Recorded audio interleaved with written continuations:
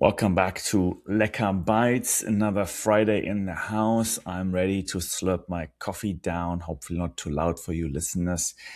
The croissants are on the oven, so I've got roughly 20 minutes to record this episode. I'm a big croissant fan, so sometimes I just treat myself. Welcome back to another episode. Q2 2026 is over, so I thought it might be a good time to review what happened this quarter. We report usually internally quarter by quarter. Don't really know why. It just seems like the right thing to do. And I'm just doing it for my own purposes, really, just to make sure I keep track of the business. Big lesson learned, by the way, a long time ago was the business really started to take off once you hired an accountant. An accountant is the most important part of the business for keeping things in check. I learned it the hard way. So anyone out there building a business, get an accountant to make sure that you have the numbers in place. So we have the numbers in place. Record quarter. We have never had more revenue than the last 3 months. We grew 128% quarter on this quarter compared to last year's quarter. So Q2 2025 compared to Q2 2026. We grew 128%. We grew 68% quarter on quarter. So compared to Q1 26 to Q2 26, we grew 68%, which is quite stellar growth, to be honest with you. I come from the venture capital investment world, and 68% growth quarter to quarter is quite something. That's usually more of a tech environment, but even us in CPG, we are able to grow it for now. I mean, of course, we're small, so it's we should grow fast. So yeah, pretty good month. We have been seeing quite a bit of growth in Vietnam. We had a record month in Vietnam in June. Pretty happy about this. This was mainly driven by 2 larger orders, which were Supersports, where we have scaled from 2 shops now to 9 shops in Vietnam, which is amazing. Supersports is a Thai Central Group's subsidiary in Vietnam, running larger sport shop chains in Vietnam, and we are now in 9 of them, which is great. The second big driver was an Ironman order. As you maybe know, we were the nutrition gel partner of Ironman in Vietnam. We were partnering with them for giving out Lecka on the 8 stations. So at the race 8 stations, they were actually supplying the triathletes with Lecka gels. So there was a big order for us. Pretty happy. I think it was around 30,000 gels as well. Supersports also bought almost 550 ultra gels in June. So we had a pretty good June in Vietnam. Additionally, we had a record month in Vietnam, for global business, given we got orders from certain countries. I don't want to jinx it. I'm going to say it right now. They were larger countries in Asia. There are only 2 very large countries in Asia. So 2 of the largest countries in Asia, or the largest in the world actually, population-wise, they ordered from us as well. So we're going through the production right now and the shipping process. So fingers crossed, honestly, fingers crossed, touch wood, that we are able to import to those countries. It would be a major step forward for us.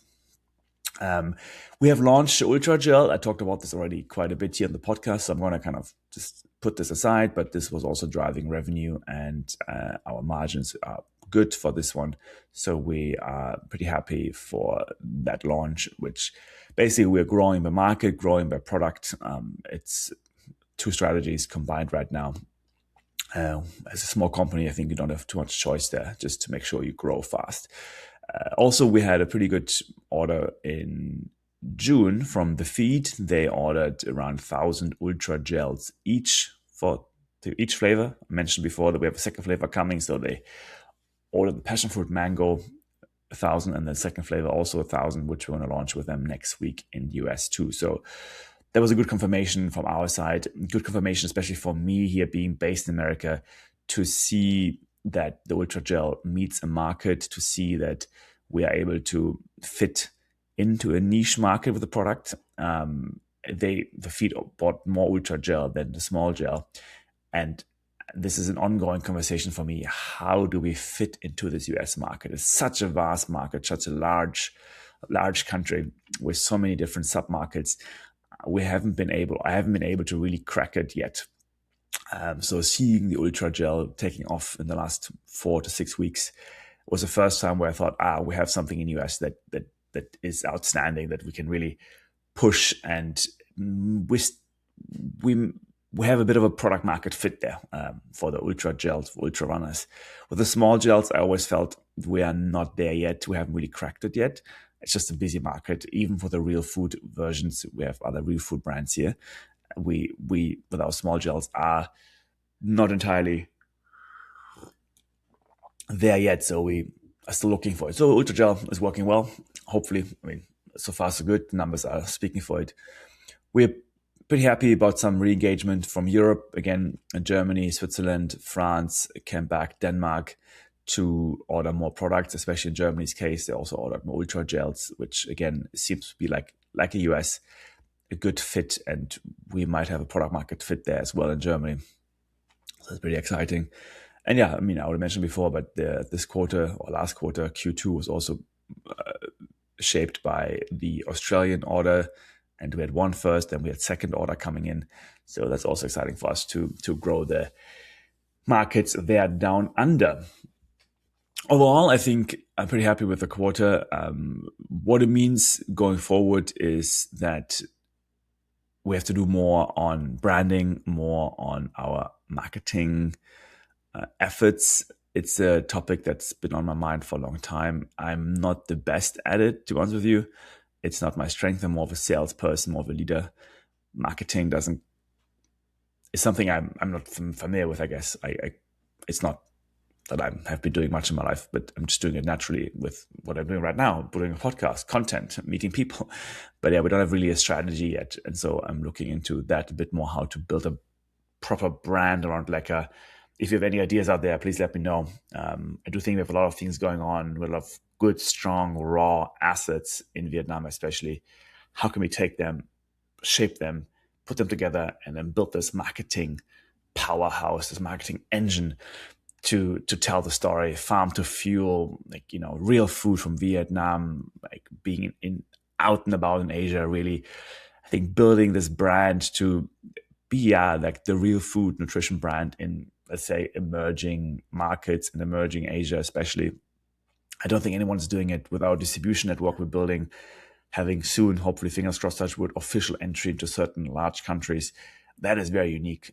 We're not doing gray import. We're not doing the funny gray import, when the product suddenly shows up in a country. No, we're doing the official way, which takes longer, but it opens more doors for the long term. I think that's a very unique set of capabilities, and also uniqueness, strong, almost IP. It's like something that cannot be replicated that easily. Other brands focus more on Europe. European brands have more European stronghold. Fair enough. It's a busy market as well. Not an easy market, Europe, but yeah. And then US brands, of course, have US here. So why would they grow? And so we are left with the rest of the world, especially Asia in our case, given the supply chains and logistical movements are easy over there. So I'm excited about this, honestly. I think that's something it's clicking more. I had this week, this kind of realization, and talk with my wife about this too. It's like, what are we doing in US? What are we doing in Asia? I think I treat US more and more as a discovery inspiration market. How do we look at new products and flavors? How do we do packaging and, again, marketing? I think there's a lot here to learn from. Not only, but there's a lot to learn from, and it's good to be exposed to those energies and those dynamics. But I cannot say that we're pushing US so hard in terms of sales. I think we seem naturally to push more Asia, and Asia is our growth markets. Just seeing the numbers clearly again, it's like, oh wow, we really are getting strong in Asia, and perfect. I mean, it's the fastest growing nutrition market in the world. It's, of course, the smallest as well. So small means fast, as I mentioned before. So that's good. And US is not so much growing anymore. It's growing still, but it's not as fast as Asia, but it also is much, much, much, much larger. So it's a bit of a different animal. So yeah, looking at US more inspiration, Asia it's growth, and Europe as more of a, I guess, brand building exercise. It's good to be in Europe. European customers are also very tricky. They travel a lot. They come to Vietnam a lot. There's a lot of connection in Europe. So being quite strategic about being in Germany, being in France, being in those key markets to then start spreading over into other countries. We have another European country coming on board in the next few months as well, which is very key to us. So I think just playing the long-term game there as well, building trust, building loyalty, not being too aggressive. But yeah, it's also with the shipping routes not too easy given the Middle East conflict. We can't. The costs are fairly high to ship to Europe, so we better do it via the Pacific Ocean to the US, or of course within Asia. There's some routes that are very established. Yeah, I think that's quite exciting. A bit more coffee sip now.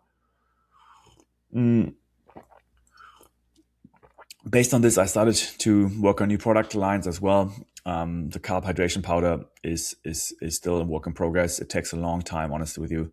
I'm quite surprised how long it takes. We are working with a new supplier in Vietnam, and it's a bit of a onboarding journey there. We are doing the lab test. We're doing 3 lab tests this time just to be really sure we get what we want and we get the numbers right.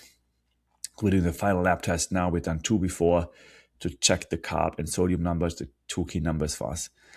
We're doing 1 more lab test. So, well, I think we're getting there. We're almost there. But I think the product's been tested now more and more with people. The taste is great. The consistency of the powder is great. Not too sweet, not too sour, not too thick, not too this, not too that. So I think we're quite optimistic to launch it this year. Would be ideally we launch it, of course, before the running season starts again in South Asia, which is around October, September. And the winter basically is like key running time. So it would be great to do it before, because this product really is for the Asian markets. And we make it happen. So my team and I are working hard on it. Yeah, I think that is it. I think Q2 was good. Q3, I'm not the kind of guy who plans much ahead, to be honest with you, in this regard. It's just gonna be similar. I would love to onboard some more larger customers in Vietnam. Some chains would be interesting to kind of move beyond the running shop scene into more of a larger retail. I'm sniffing something. I think something's going to happen soon as the market develops, as we're really the only really good energy bar brand, for example, energy gel, of course, as well, but energy bar more mainstream. I think there's something going to happen in the next few months, maybe the next 6 months. Let's see. Fingers crossed, touch wood. Many things are right now in the pipeline, and they're very exciting. And yeah, so all of you, please cross your fingers and wish us the best of luck for the next quarter. Thank you for your support. It's been really truly amazing to see all of this happening, and it's very rewarding to take a step back as well. Right now, I mean, I feel like I'm just rambling and downloading everything here, but is there anything philosophical I can say? Such a very long journey, and it's also now my Substack. Maybe on my last point, I have written a bit in 2022 about my factory journey in Hanoi, and I think I'm going to pick up again some writing to put more thoughts on paper. The podcast is good just to ramble down and just give a quick summary, but then the writing, you need to think a bit more to put things in words, and I think I'm going to start doing it again. So if you want to read a bit more as well, more analysis, then feel free to subscribe to my Substack. It's called The Long Journey, Vietnam and Beyond. It's by Markus, my name. Will also be in the show notes. All right, I think my croissants are almost ready. My coffee is still warm. And we are on to a Good Friday. Thank you so much, and speak to you soon. Thank you.